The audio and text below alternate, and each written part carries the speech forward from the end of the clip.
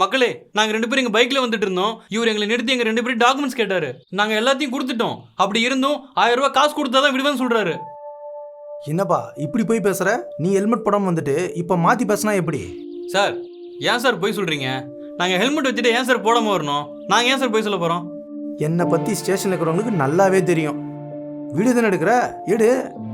ஏன் பயப்படுற? எடுப்பா. சாவிலாம் தர முடியாது, ஸ்டேஷனுக்கு வந்து வாங்கிக்கோ. பாத்தீங்களா மக்களே, ஒரு போலீஸ்காரர் இப்படி பண்ணா பொதுமக்கள் நாங்களாம் யார்கிட்ட போய் கம்ப்ளைண்ட் பண்றது? எல்லாருக்கும் இந்த வீடியோவை ஷேர் பண்ணுங்க.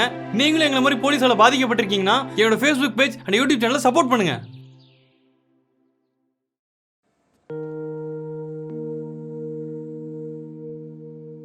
வணக்கம். ஆஷா, இன்றைய தண்ணி கொண்டு முக்கிய வாமா. செய்திகள்.